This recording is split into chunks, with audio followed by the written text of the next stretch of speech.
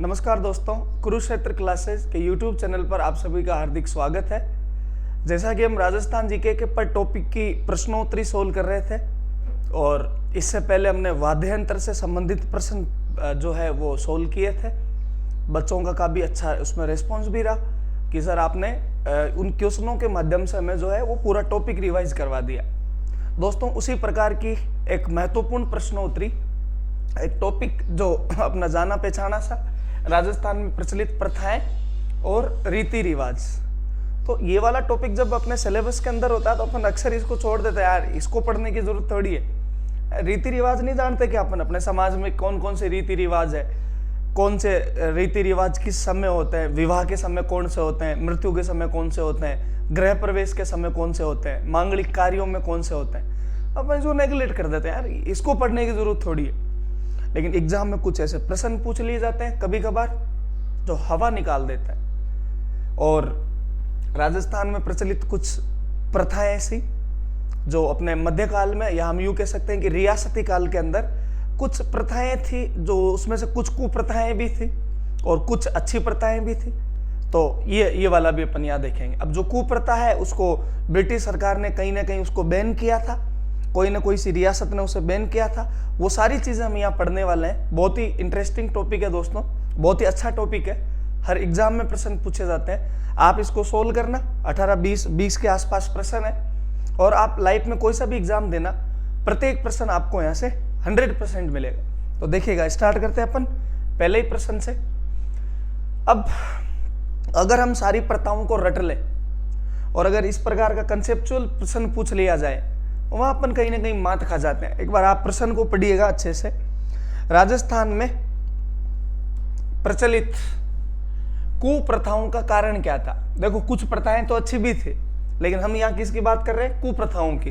तो कुप्रथाओं का कारण क्या था? अब कुप्रथाओं में आप देख लो, जैसे सती प्रथा हो गई, कन्यावध हो गई, डाकण प्रथा हो गई, त्याग प्रथा हो गई, बाल विवाह हो गया, विधवाओं का विवाह नहीं करवाना, ये सारी कुप्रथाएं थी। अच्छी प्रथाओं में अपने स्वाभिमान की बात थी, जैसे साखे में केसरिया, जोहर वगैरह होते थे, वो अच्छी प्रथा थी, अपना स्वाभिमान था उस समय का। तो जितनी भी कुप्रथाएं होती है, आज भी आप देखना राजस्थान में जो आदिवासी लोग होते हैं, यानी कि जनजातियों वाले जो लोग होते हैं, उनमें आज भी कई प्रकार की कुप्रथाएं प्रचलित है। ग्रामीण क्षेत्र में भी कई प्रकार की कुप्रथाएं प्रचलित है। तो कुप्रथाओं का कारण क्या होता है? क्या आर्थिक कमजोरी होता है क्या? मुझे तो नहीं लगता ये आर्थिक कमजोरी होना चाहिए, क्योंकि आर्थिक कमजोरी हर समाज के अंदर होती है, हर वर्ग के अंदर होती है। अशिक्षा हो सकता है ये, मुस्लिम आक्रमण, या फिर इनमें से कोई नहीं। तो आप बोल दोगे सर पर्दा प्रथा जो थी अपने भारत के अंदर, पर्दा प्रथा का प्रचलन हुआ था, या मुस्लिमों में जो बुर्खा प्रथा हुआ करती थी उसका कारण तो मुस्लिम आक्रमण है। लेकिन अगर हम ऑल ओवर देखें कि सभी कुप्रथाओं का एक कारण क्या था, तो हम बताओ इसका आंसर क्या दे सकते हैं? अशिक्षा। क्योंकि जब अपना समाज अशिक्षित होगा, साक्षर नहीं होगा, हमें पता नहीं होगा कि किस प्रकार समाज में प्रथाओं का संचालन करना चाहिए, तो कुप्रथाएं जरूर बढ़ेगी। तो कुप्रथाओं का एक रीजन जो है वो क्या माना जाता है? अशिक्षा है। अशिक्षित लोग थे पहले अपने, और आज भी जो अशिक्षित समाज होते हैं, आदिवासी लोग, वो उनमें कुप्रथाओं का प्रचलन है। आगे चलिएगा, एक बहुत ही महत्वपूर्ण प्रश्न है जो आपको दिख ही रहा होगा। चौथान कर क्या था? मैं आपके लिए पूरा जो कर वगैरह का एक वीडियो वो आगे लेके आऊंगा। कौन कौन से कर किस किस समय वसूले जाते थे। कभी कभार पूछ लिया जाता है चुंगी कर क्या है, खिचड़ी कर क्या है ना, चंवरी कर क्या है, तो वो अपन तलवार बंधाई कर क्या है। ऐसे करों से संबंधित प्रश्न पूछ लिए जाते हैं। खैर, हमें यहाँ जवाब देना है कि चौथान कर क्या है। अब आपको ऑप्शनों को अच्छे से पढ़ना है। क्या मेवाड़ रियासत में वसूला जाने वाला एक खेती कर, यानी कि एक कृषि कर? क्या जैसलमेर रियासत में वसूला जाने वाला एक चुंगी कर? चुंगी कर का मतलब होता है कि जब कोई भी माल का आदान प्रदान एक रियासत से दूसरी रियासत में हो रहा है, तो उसकी बॉर्डर पर, बाउंड्री के ऊपर जो टैक्स लिया जाएगा वो चुंगी कर होता है। या आज भी देखना आप कि अपन जहां से बाउंड्री खत्म होती है, दूसरी बाउंड्री स्टार्ट होती है, उस जगह का नाम चुंगी के नाम से जाना जाता है। कोटा रियासत में मानव व्यापार से वसूला जाने वाला कर, या सेना के किसी गांव के पास ठहरने पर उसके खाने पीने की व्यवस्था करना। तो इसमें कौन सा जो है वो सही होगा? तो दोस्तों, चौथान कर जो है वो कोटा रियासत में वसूला जाता था। मानवों का व्यापार होता था, और मानवों में भी हम यूं कह सकते हैं कि स्पेशली महिलाओं का, मानवों में भी किसका व्यापार होता था? महिलाओं का और कन्याओं का। यानी कि महिलाएं और जो कन्याएं होती थी उनको बेचा जाता था एक रियासत से दूसरी रियासत की ओर। तो कोटा रियासत के जो राजा है वो एक टैक्स वसूलते थे, और उस टैक्स का नाम क्या था? चौथानकर। तो आप सिंपल सा ध्यान रखना आपको कि मानव व्यापार में या मानव व्यापार के लिए जो कोटा रियासत वाले एक टैक्स वसूलते थे, उस टैक्स का नाम बताओ क्या था? चौथानकर। तो आप बोल दोगे अच्छा, बोले सर हमें ये तो आता है कि किसी भी गांव में अगर सेना रुकती थी तो उस गांव के जो लोग बाग होते थे वही सेना के खाने पीने की व्यवस्था करते थे। इस कर को कहते थे खिचड़ी कर। कौन सा कर? खिचड़ी कर। आप इसे ऐसे याद रख लेना। अपना राजस्थान की फेवरेट डिश हुआ करती थी खिचड़ी, तो खिचड़ी खिलाते थे गांव वाले लोग। किसके लिए? सेना के लिए। तो उस टैक्स को क्या बोलते थे?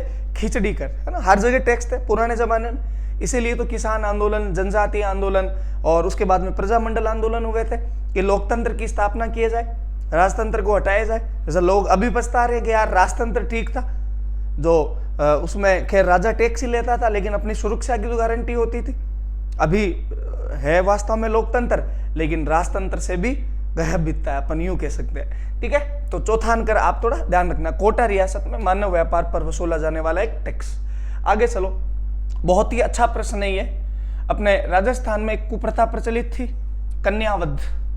यानी कि जैसे ही लड़की का जन्म होता तो उस कन्या का वध कर दिया जाता था। या तो उस लड़की को पिता द्वारा अफीम खिला दी जाती, अफीम खिला देते, या फिर उसको भूखा और प्यासा रखा जाता, खाना नहीं देते। और कई कई जगह तो कन्या का जन्म होता तो उसका गला दबा दिया जाता था, गला दबा दिया जाता। अब ये इस प्रकार की कुप्रथा है। तो यार अपन सोचने में, खैर माता पिता होते हैं तो उनके टाबर बड़े फेवरेट होते हैं, लड़की क्यों नहीं हो या फिर लड़का क्यों नहीं हो। उल्टा एक पिता जो होता है वो अपनी लड़की से ज्यादा प्रेम रखता है, एक माता लड़के के से अपने प्रेम रखती है। तो फिर ऐसा क्या था उस समय कि एक पिता कन्या के जन्म को कष्ट सूचक मानता था और उसका वध कर देता था? कोई ना कोई समाज में रीजन जरूर रहा होगा। तो आप लोगों को पता होगा कि अपने राजस्थान के अंदर एक प्रथा प्रचलित थी, और उस प्रथा का नाम था त्याग प्रथा। कौन सी प्रथा? त्याग प्रथा। त्याग प्रथा में होता क्या था कि कुछ जातें जो अपने यहाँ काम किया करती थी समाज में, जैसे नाई हुए, जैसे ढोली हुए, जैसे भाट और चारण,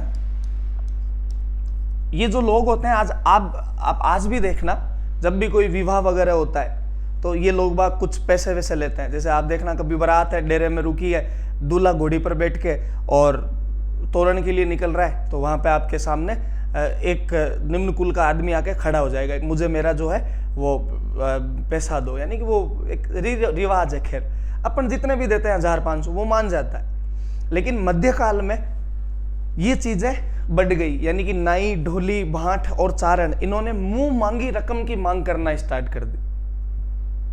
लड़की के विवाह में खर्चा हो रहा है 1 लाख रुपए, और उसमें से 1 लाख रुपए ये लोग मांग रहे हैं। तो एक पिता का, लड़की का जो पिता है वो दिनों दिन कर्जे में जा रहा है। पिता को पता है कि यार लड़की का जन्म हुआ तो एक तो उसका विवाह करो, फिर ये जो लोग हैं इनको मुंह मांगा दान दो। तो इस प्रकार जमीनें बिक जाती थी, पूरा जीवन कर्जे में निकल जाता था।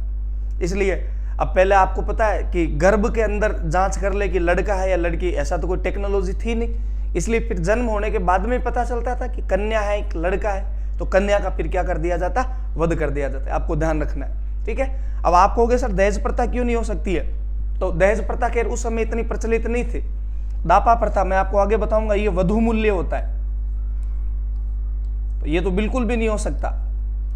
जैसे अगर कोई लड़का किसी लड़की से शादी कर रहा है तो लड़की वाली फैमिली को लड़के वाले कुछ पैसे देते हैं, यानी कि वधू का क्या चुकाते हैं? मूल्य चुकाते हैं। तो उस प्रथा को दापा प्रथा कहा जाता है। मोताणा प्रथा ये अपने आदिवासियों में प्रचलित है। ज्यादातर भीलों के अंदर जब भी किसी भील की डेथ हो जाती है, कोई दुर्घटना में या अप्राकृतिक मृत्यु हो जाती है, प्राकृतिक मृत्यु मतलब कोई बीमार था या फिर नेचुरल डेथ हो गई तो वो बात अलग है। अप्राकृतिक मृत्यु हो गई, कोई एक्सीडेंट या कोई किसी भी प्रकार की आपदा आ गई, तो आदिवासी लोग उस डेथ बॉडी को जब तक नहीं उठाते हैं जब तक उन्हें उस मृत्यु के बदले रकम नहीं मिले, पैसे नहीं मिले। तो उस प्रथा को मोताना प्रथा के नाम से जानते हैं। तो इसका रीजन जो है वो दोस्तों ध्यान रखना, त्याग प्रथा।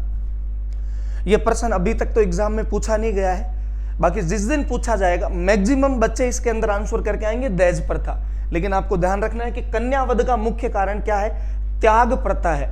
और त्याग प्रथा का मतलब है कि जो ये अपने यहाँ काम करने वाले लोग बाग होते थे, सामंतों के या राजा महाराजाओं के, वो जो है वो उच्च प्रकार का मांग करते थे, यानी कि इनका जो मांग है वो मुंह मांगी होती थी। ठीक है, तो बहुत अच्छा प्रश्न था। आगे खैर अपन पढ़ेंगे कि कन्यावध पर सबसे पहले यानी कि सर्वप्रथम कन्यावध को प्रतिबंध किसने लगाया? कन्यावध पर। खैर ऐसे प्रश्न भी पूछे जाते हैं कि सर्वप्रथम कन्यावध पर प्रतिबंध राजस्थान की किस रियासत ने लगाया था? ऐसे प्रश्न आपको एग्जाम में मिलेंगे। तो ये फैक्चुअल प्रश्न है, आपको ध्यान रखना है, कोटा। और कोटा में इसके ऊपर प्रतिबंध कब लगा था? 1833 ईस्वी में। आप और ध्यान रख लेना, इस समय जो कोटा के राजा है वो राम सिंह सेकंड थे। कोटा के जो राजा है वो कौन थे? राम सिंह सेकंड थे। और इस समय कोटा के जो पीए है यानी कि पॉलिटिकल एजेंट, वो विल्किंसन थे। कोटा के जो पॉलिटिकल एजेंट थे उनका नाम क्या था? विल्किंसन। तो कोटा के पीए विल्किंसन द्वारा राम सिंह हाड़ा के समय 1833 ईस्वी में सबसे पहले कन्यावध पर बैन जो है वो कौन सी रियासत ने लगाया था? कोटा ने। ध्यान रखना है, आप ऐसे याद रख लेना कि कन्यावध में क्या आ रहा है और कोटा में भी क्या आ रहा है? क। तो कन्यावध को बैन करने वाली पहली रियासत कोटा थी। और कन्यावध का रीजन क्या माना जाता है? त्याग प्रथा। आगे चलो, निम्न में से अश्वमेलित का चयन करो। बहुत ही अच्छा प्रश्न है मेरे हिसाब से। और ऐसे प्रश्नों में तो हमारे एक प्रश्न के अंदर 3-3, 4-4 प्रश्न कवर होते हैं। इसमें आपको बताना क्या है कि इधर तो प्रथाएं, सती प्रथा, डाकन प्रथा, बाल विवाह, कन्यावध, और इधर जिन रियासतों ने प्रतिबंध लगाया था सबसे पहले। एक चीज आप ध्यान रखना कि जो ब्रिटिश सरकार थी अपनी भारत पर, अंग्रेजों का राज था, उन्होंने प्रतिबंध अलग अलग सालों में लगाए थे। जैसे अपन बोल देंगे कि सती प्रथा पे 1829 में प्रतिबंध लगा दिया था राजा राम मोहन राय ने और लॉर्ड विलियम बेंटिंग ने। लेकिन राजस्थान की रियासतों में, कुछ रियासतों में सती प्रथा को पहले ही बैन कर दिया गया, कुछ रियासतों में बाद में किया गया। तो ये है क्या? तो आप ध्यान रखना कि उन्होंने जो प्रतिबंध लगाया था राजा राम मोहन राय ने और लॉर्ड विलियम बेंटिंग ने, वो ओनली ब्रिटिश प्रांतों में लगाया था। उस समय भारत 3 भागों में डिवाइड था, एक तो रियासत है, एक ब्रिटिश प्रांत और एक केंद्र शासित प्रदेश। तो ब्रिटिश प्रांत जो सीधे ब्रिटेन के अधीन थे, रियासतें जैसे मेवाड़ है, मेवाड़ अपने आप में एक देश था, उसका अलग से संविधान था। जब तक वहां का राजा उसको प्रतिबंधित घोषित नहीं करेगा उसको प्रतिबंध नहीं माना जाएगा। तो खैर आपको यहां देखना है कि क्या सती प्रथा पर सबसे पहले प्रतिबंध बूंदी रियासत ने लगाया क्या? तो अगर आपका ये पढ़ा हुआ तो आप कहोगे बिल्कुल सर, सती प्रथा पे सबसे पहले प्रतिबंध बूंदी रियासत में लगा था 1822 ईस्वी में। सती प्रथा पर सबसे पहले बैन बूंदी में 1822 ईस्वी में। और यहां से जैसा आपको राजा का नाम भी पूछ ले कि सती प्रथा पर बैन लगाने वाले राजा कौन थे बूंदी के, तो आपको ध्यान रखना इस समय बूंदी के राजा थे विष्णु सिंह। बूंदी के जो राजा थे कौन थे? विष्णु सिंह थे।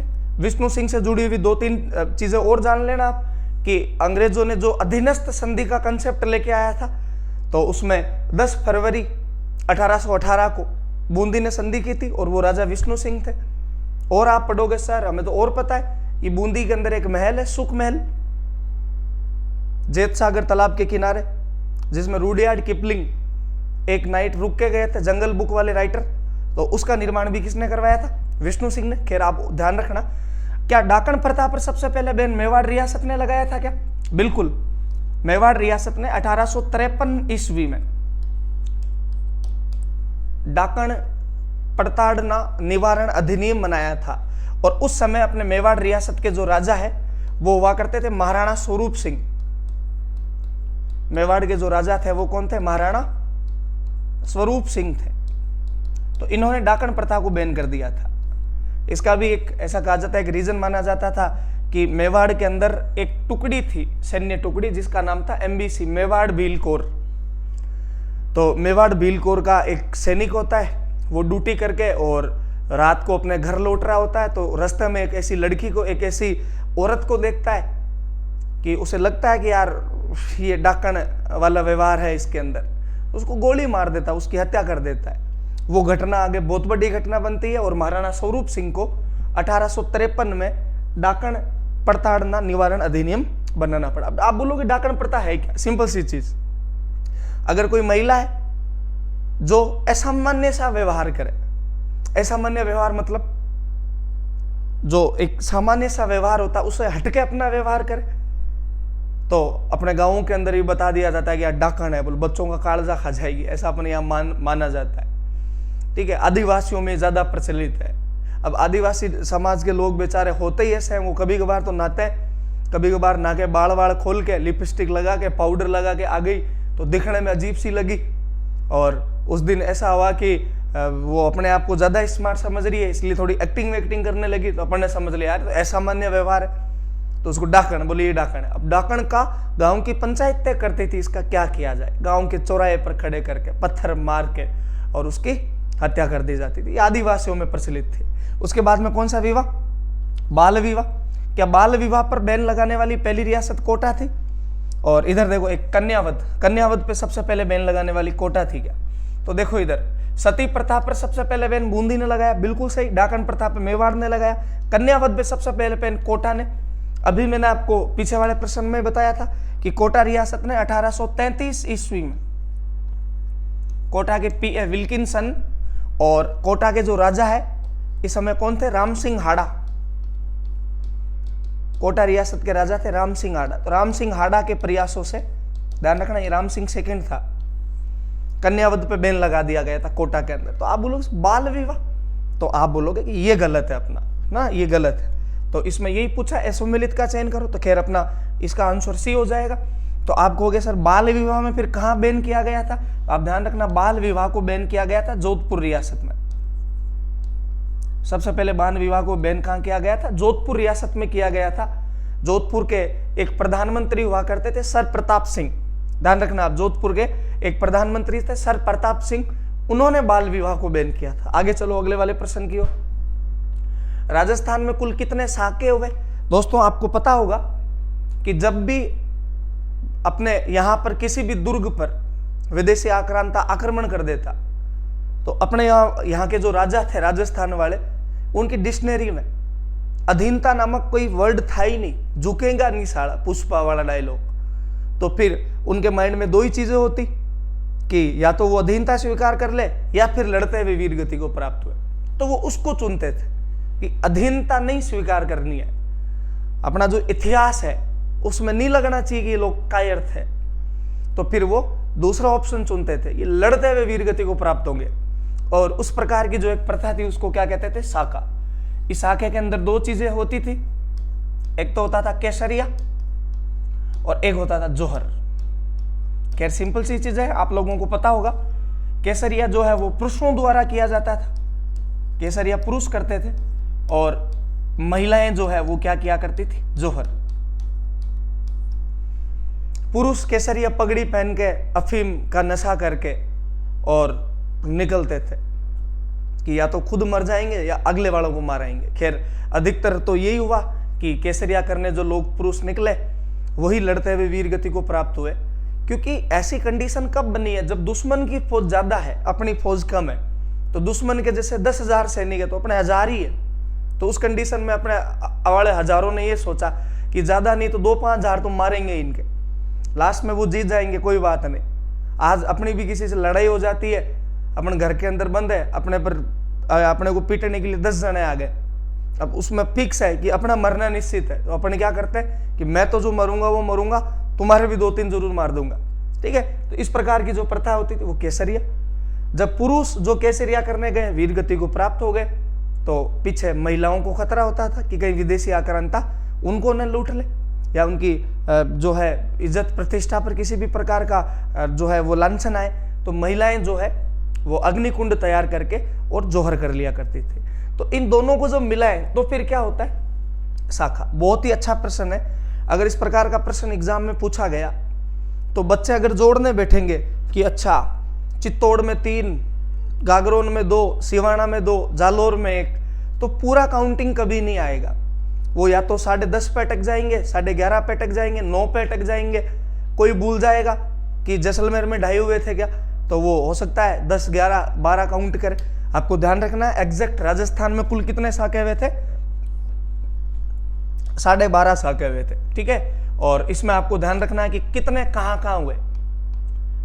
तो अपना जो चित्तौड़गढ़ फोर्ट है, जिसे त्याग और बलिदान का प्रतीक कहा जाता है, चित्तौड़गढ़ में हुए थे 3, पता ही होगा आपको।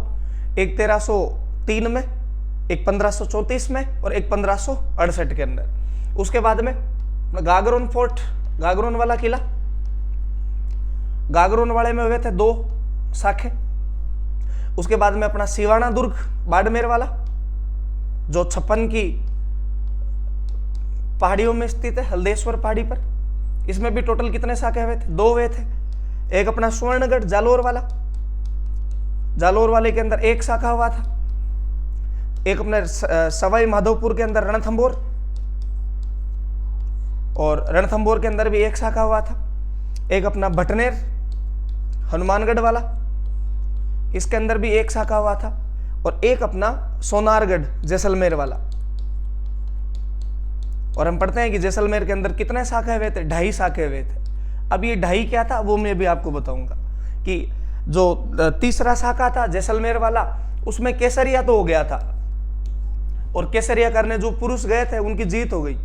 तो जब पुरुष जीत गए केसरिया करने वाले, तो महिलाएं जोहर क्यों करेगी, नहीं किया उन्होंने, तो वो आधा शाखा ही माना जाता है, ठीक है। इसमें आप और देख लेना, खैर आप लोगों ने पढ़ाई तो की होगी कि चित्तौड़गढ़ में जो शाखे हुए थे वो 1303 के अंदर, एक अपना 1534, एक 1568 के अंदर।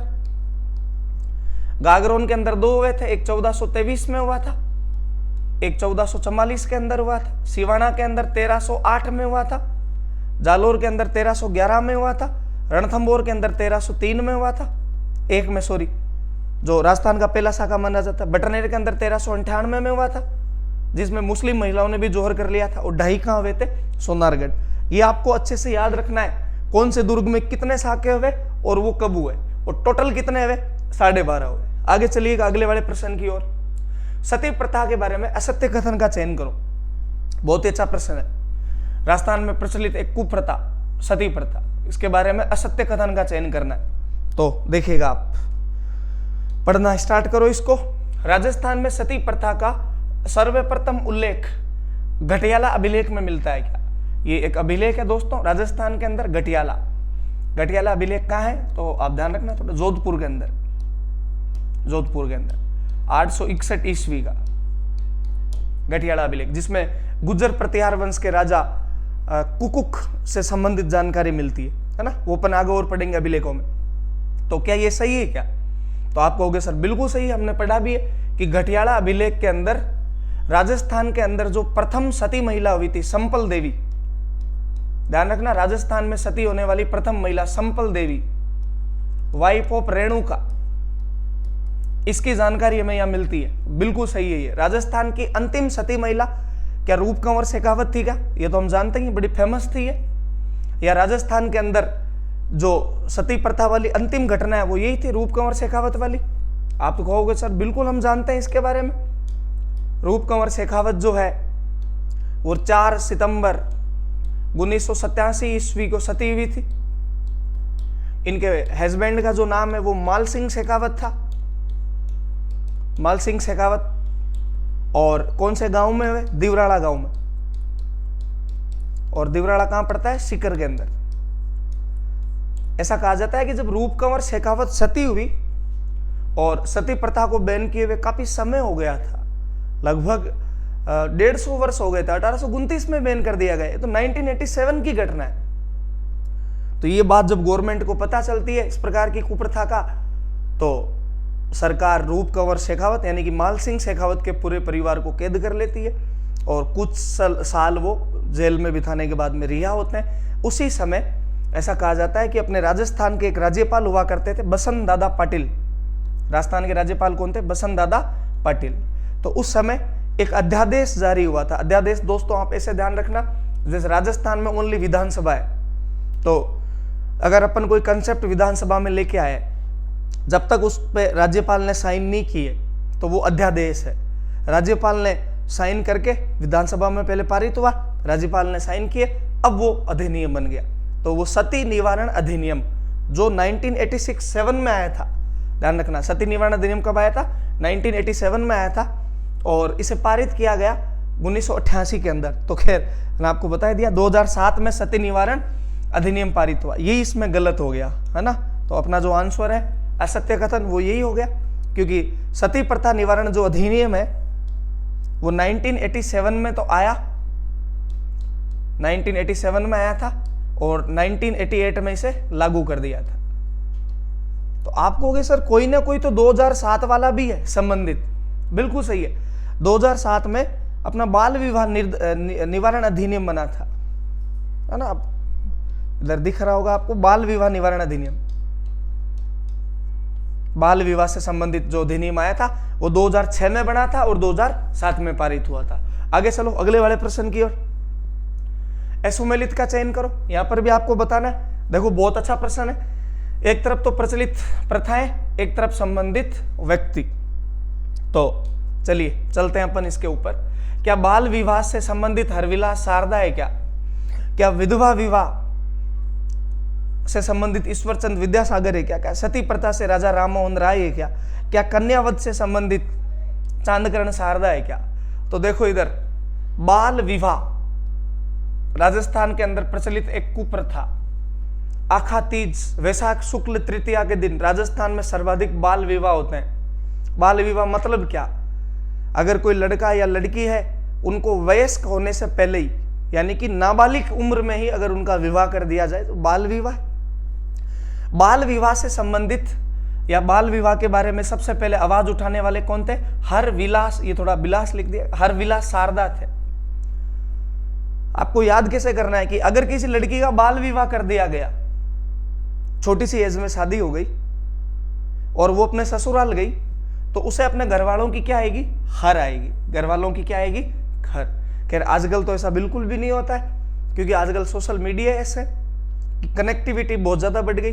व्हाट्सएप, इंस्टाग्राम, ससुराल भी गए तो वीडियो कॉल से बात कर ली घर वालों से, इतनी याद नहीं आती, या पहले से ही उस परिवार से टचअप हो जाते हैं। लेकिन पुराने जमाने में जब शादी होती तो विवाह के दिन ही पता चलता है कि ये मेरा पति है। जब शादी होके जाते ससुराल के अंदर तो सारे लोग जो है वो हम यूं कह सकते हैं कि अपरिचित होते थे। तो आप ध्यान रखना कि बाल विवाह में जो लड़की होती थी उसको घर वालों की हर का मतलब है याद आती थी। तो बाल विवाह से संबंधित कौन है? हरविलास शारदा। आगे है विधवा विवाह। विधवा विवाह से संबंधित ईश्वरचंद विद्यासागर है। तो आपको ऐसे ध्यान रखना है कि अगर कोई औरत क्या हो जाती है? विधवा हो जाती है, तो वो ईश्वर से यही प्रार्थना करती है कि मेरा नया घर बस जाए। ठीक है, इसे आपको याद करना है कि बाल विवाह हुआ तो उसे अपने घर वालों की हर यानी कि याद आएगी। विधवा है तो वो ईश्वर से ये प्रार्थना करेगी कि मेरी दूसरी शादी हो। सती प्रथा, खैर ये फेमस प्रथा आप लोगों को पता ही होगा, राजा राममोहन राय थे इससे संबंधित। आगे क्या है? कन्यावध, चांदकरण शारदा। आप कहोगे ये गलत है, क्योंकि कन्यावध तो या कन्यावध से संबंधित जो व्यक्ति वो तो विल्किंसन था, अभी पढ़ा था हमने, विल्किंसन, कोटा वाला पी है। तो इसमें एसोमेलित जो है वो कौन सा हो गया? डी हो गया। ये आपको थोड़ा सा ध्यान रखना। यहां से आप थोड़ा और ध्यान रख लेना कि एक जो अपने चांदकरण शारदा है,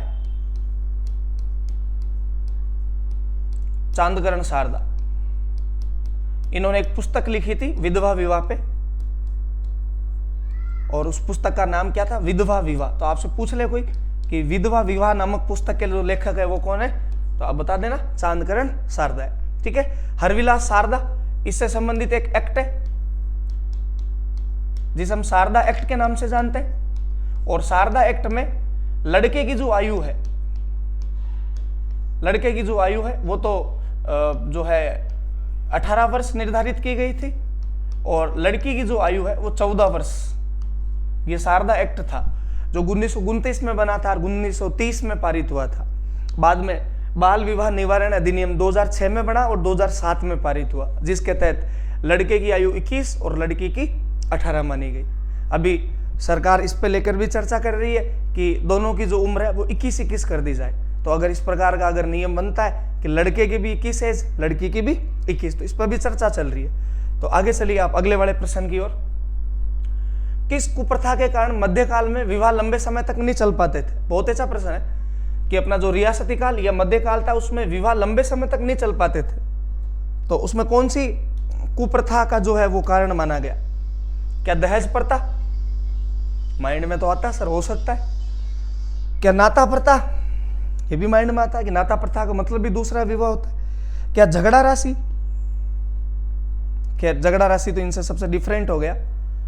तो आप कहोगे सर ये क्या है, तो हमने नाम ही पहली बार सुना। चारी प्रथा क्या होती है? मैं आपको बता दूं, इसका करेक्ट आंसर चारी प्रथा है। चारी प्रथा में क्या होता है कि अपना जो टोंक और भीलवाड़ा वाला एरिया है, टोंक और भीलवाड़ा वाला एरिया जिसे हम खेराड़ क्षेत्र के नाम से जानते हैं, खेराड़ क्षेत्र, और यहां से आपको पता होना चाहिए एक लैंग्वेज बोली जाती है इधर खेराड़ी।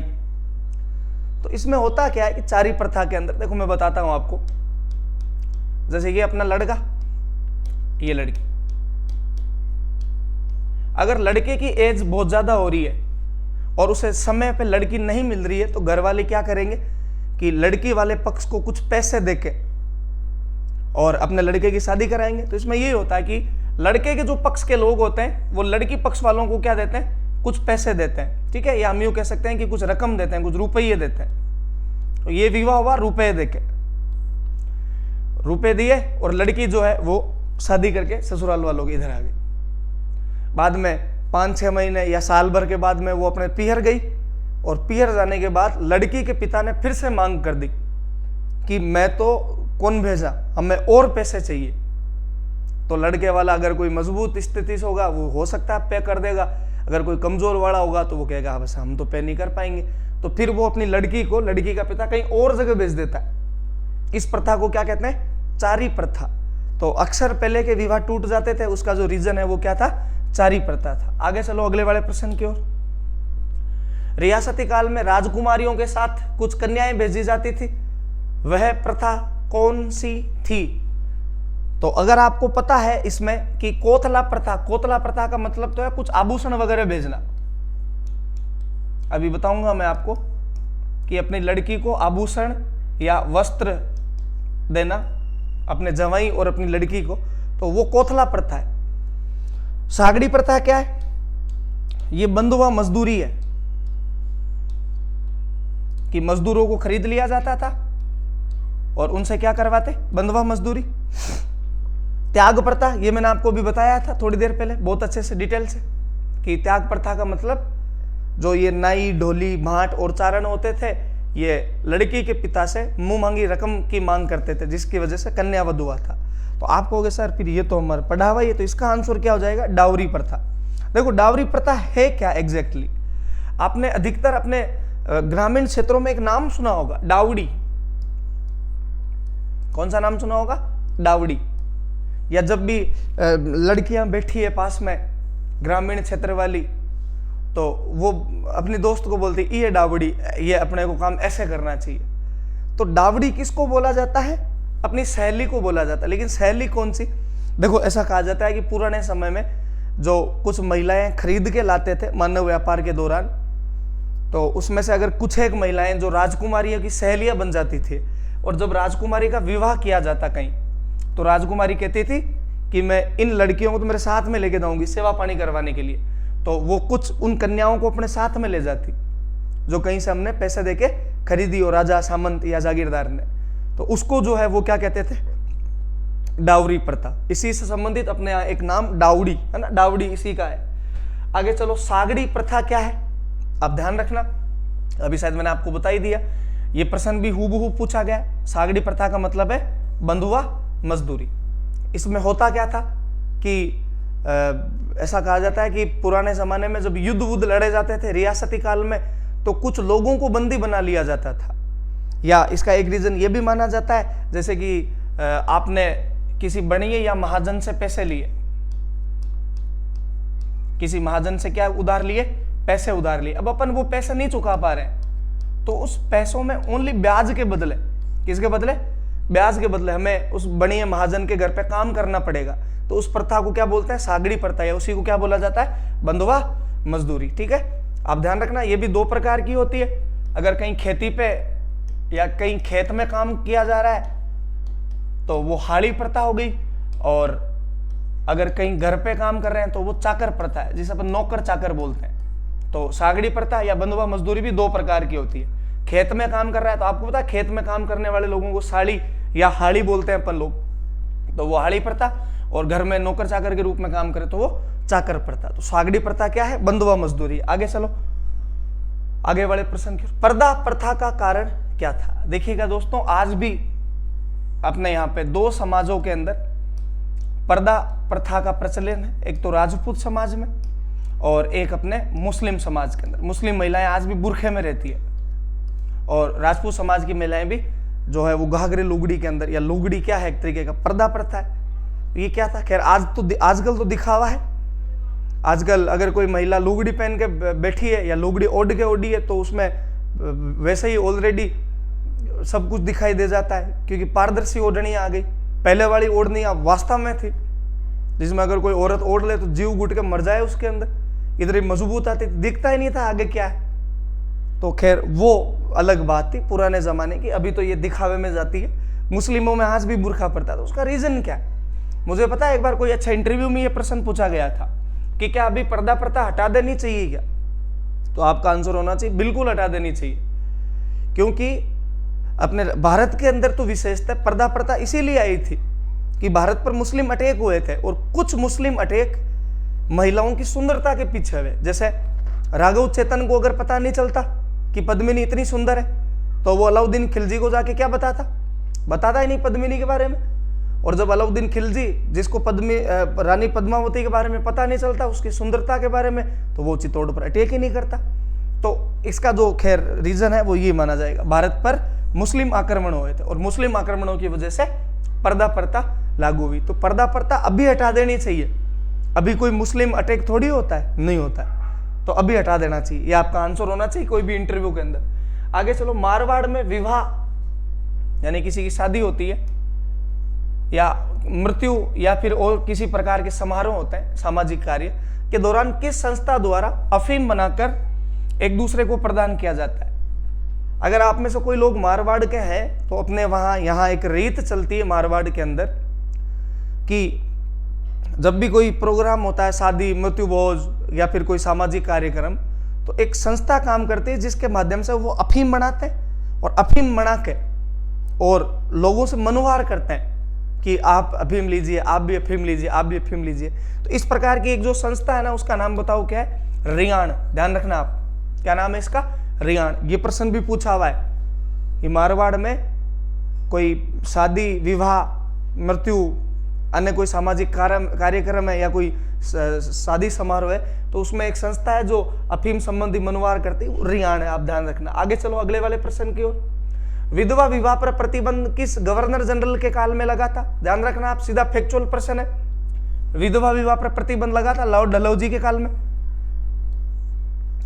एक तो लॉर्ड डलहौजी थे और एक इनके साथ में थे ईश्वरचंद विद्यासागर। अभी बताया था मैंने आपको कि अगर कोई महिला विधवा हो जाए तो वो ईश्वर से यही प्रार्थना करती है कि उसका पुनर्विवाह हो। तो लॉर्ड डलहौजी और ईश्वरचंद विद्यासागर ने 1853 ईस्वी में एक विधवा पुनर्विवाह अधिनियम बनाया था। ये आपको ध्यान रखना, विधवा प्रतिबंध। आगे चलो नेक्स्ट, कोकड़ी की रस्म क्या होती है? कई बार एग्जाम में पूछा हुआ प्रश्न। पहले तो मैं आपको बता दूं कि अपने राजस्थान के अंदर एक जनजाति है, सांसी जनजाति, उनके अंदर ये रस्म प्रचलित है। आप बोल दोगे अच्छा सर, हमें तो ये भी पता है कि सांसी जनजाति सबसे ज्यादा भरतपुर के अंदर निवास करती है, और भरतपुर के बाद में सेकंड नंबर पे अजमेर में। जैसे आपसे पूछा जा सकता है कि सांसी सर्वाधिक कहाँ निवास करते हैं, तो भरतपुर और अजमेर। सांसियों में क्या होता है कि जब भी किसी लड़की का विवाह होता है तो विवाह के बाद में युवती के चरित्र की परीक्षा ली जाती है। उसी को वो लोग अपनी लैंग्वेज में क्या बोलते हैं? कुकड़ी की रस्म। तो देखो यहाँ है कि मृतक की अस्थियों पर बने जो पद चिन्ह होते हैं, सर आप कहोगे नहीं सर ये तो हमें पता है, इसे तो हम धारी संस्कार कहते हैं। कौन सा संस्कार? धारी संस्कार। ध्यान रखना आप, जैसे अपने राजस्थान की कुछ जनजातियों के अंदर ऐसी प्रथा एक प्रचलित है कि अगर कोई आदमी है, डेथ हो गई, तो उसकी हड्डियां और जो राख होती है उसे घर के आंगन में रख देते हैं, और तीसरे दिन उस राख के ऊपर किसके चिन्ह बने, पक्षी के बने, जानवर के बने, मानव के बने, उस आधार पे उसकी अगली योनि का पता लगाया जाता है। तो वो धारी संस्कार है। खैर इसका अपना आंसर कुकड़ी की रस्म वाला क्या हो गया? युवती के चरित्र की परीक्षा। मृतक के मुंह में शराब डालना जो रस्म है, आप बोलोगे सर ये भी हमें पता है। अपने राजस्थान के अंदर एक जनजाति कंजर जनजाति, और उसमें यह प्रथा प्रचलित है कि मरे हुए आदमी के मुंह में भी वो क्या डालते हैं? शराब डालते हैं। तो कुकड़ी वाला रस्म वाला अपना ये आंसर हो गया। आगे चलो अगले वाले प्रश्न की ओर। युद्ध के समय बंदी बनाई गई महिलाएं जो राजकुमारियों के साथ उनके ससुराल भेज दी जाती थी, उन्हें क्या कहते थे? तो आप ध्यान रखना, उन्हें ओलिंदी भी कहते थे, उन्हें दासी भी कहते थे, उन्हें गोली भी कहते थे। तो इसका जो आंसर है वो क्या हो जाएगा? डी, उपयुक्त सभी। यानी कोई युद्ध वुद्ध लड़ा गया और उस समय जो राजा हार गया, जो पक्ष हार गया, उसके पुरुषों को और महिलाओं को बंदी बना लेंगे। बाद में अगर राजकुमारी की शादी हुई, उसकी सेवा पाने के लिए भेजा गया। एक बार प्रश्न पूछा हुआ भी है, मेरे हिसाब से ग्राम सेवक के अंदर पूछा गया, ये पूछा गया था उसका ओलिंदी क्या है। तो आप ध्यान रखना, ओलिंदी, दासी, या फिर इन्हें क्या कहा जाता है? गोली। अगर यहाँ पे अगर पुरुष हो तो उसे अपन यहाँ बोल देंगे ओलिंदा। पुरुष को क्या बोल देंगे? ओलिंदा बोल देंगे। इधर दासी है तो पुरुष को अपन क्या बोल देंगे? दास बोल देंगे। इधर गोली है तो पुरुष को क्या बोल देंगे? गोला बोल देंगे। ठीक है, तो ये कुछ एक चीज है। आगे चलो अगले वाले प्रश्न की ओर। विवाह के समय किया गया भोज क्या कहलाता है? यानी कि शादी में अपन जो भोजन वगैरह करते हैं, खैर अपना तो अपने नॉर्मल लैंग्वेज में अपन मेड़ बोलते हैं, मेड़, लेकिन वास्तव में उसे क्या कहते हैं? तो आप बोलोगे क्या सर मौसर कहते हैं क्या? कि नहीं, मौसर तो मृत्यु भोज है, यानी कि किसी की मृत्यु के समय जो भोजन किया जाता है। खैर ये भी एक प्रकार की कुप्रथा है जो कई गांवों के अंदर, कई समाजों के अंदर इसके ऊपर प्रतिबंध लगा दिया गया। अभी बरसी, आप बोलोगे सर ये भी मृत्यु से संबंधित है कि जब भी कोई व्यक्ति होता है उसको मरने पे 1 वर्ष हो गया पूरा, 1 वर्ष, तो अपने यहाँ राजस्थान में वर्ष को बरस बोलते हैं, तो बरस पे जो की जाती है वो बरसी। एक है इसमें ओसर, तो ओसर ध्यान रखना, अगर कोई आदमी है वो जीते जी अपना मृत्यु भोज कर जाए, कोई डोकरा जिसे लगे कि अपनी औलाद जो है वो बेलखनी है, मरने के बाद में पक्का बोले ये अपना मृत्यु भोज नहीं करेंगे, तो वो अपने जीते जी मोसर कर जाता है। तो जीते जी जो मोसर कर दे वो क्या कहलाता है? ओसर कहलाता है। कई लोग बाग तो जीते जी अपने आप को गंगा जी डाल लेते हैं। आपको अगर कैसे? गंगा जी में तो हड्डियां दांत ये डाल के आते हैं, नहीं, अपने नकुन काट के गंगा नदी में विसर्जन किए आते हैं। तो फिर इसमें क्या बच गया? बढार। ध्यान रखना आप, विवाह के समय जो भोजन किया जाता है वो बढार है। आगे चलो, बेगार प्रथा क्या है? देखो सिंपल सी चीज है, बेगार। आज हम कोई काम करें और उसका हमें मेहनताना नहीं मिले तो अपन क्या कहते हैं? यार कि फोकट में बेगार हो गई यार। ठीक है, जैसा आप कहीं कोई कंपनी में काम कर रहे हो तो आपने महीने भर वहां काम किया, आपको सैलरी नहीं मिली, तो आप क्या कहोगे? यार मैंने तो महीने भर फोकट में ही बेगार किए। तो खैर यहां देखो लिखा हुआ होगा कहीं, काम के बदले मेहनताना नहीं मिलना, काम के बदले मेहनताना नहीं बदला। ये कौन सी प्रथा है? बेगार प्रथा। बंधुआ मजदूरी, ये तो सागड़ी प्रथा थी, बंधुआ मजदूरी से रिलेटेड अभी पढ़ा था हमने, सागड़ी प्रथा थी ये तो। फसल का संबंधित मूल्य नहीं देना, खैर ये अलग हो गए। आगे चलो अगले वाले प्रश्न की ओर। बिखेर, पानीवाड़ा, अधेटा और सातरवाड़ा रस में संबंधित है। अगर इस प्रकार का प्रश्न भी एग्जाम में पूछा गया तो भी स्टूडेंट्स की हवा निकल जानी है। तो देखो ये सारी प्रथाएं किससे संबंधित है? ये मृत्यु से संबंधित है। बिखेर क्या होता है? जब भी किसी की अर्थी निकल रही होती है, या हम यूं कह सकते हैं कि किसी की शव यात्रा निकल रही होती है, अंतिम यात्रा, तो शव यात्रा पर फेंके जाने वाले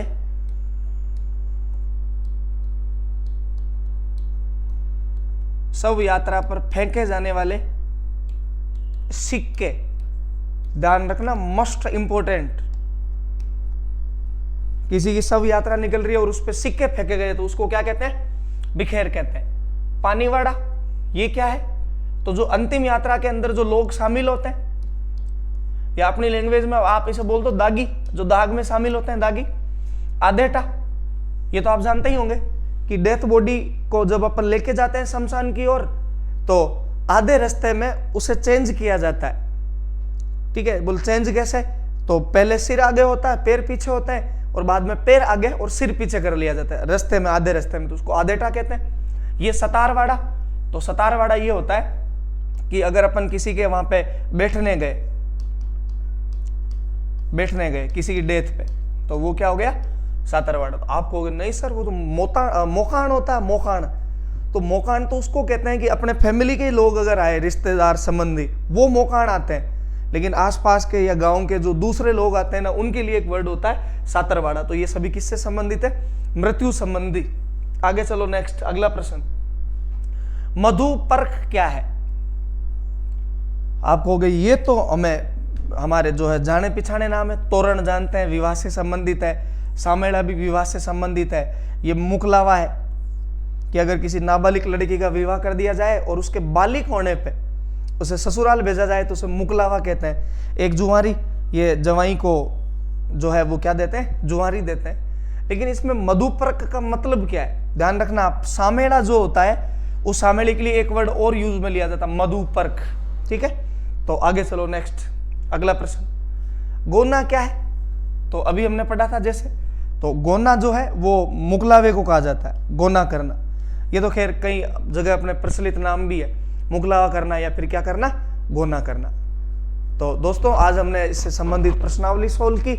इस प्रकार की और भी राजस्थान जीके के सभी प्रकार के टॉपिकों की अपन प्रश्नावलियां सोल्व करते रहेंगे। Thank you.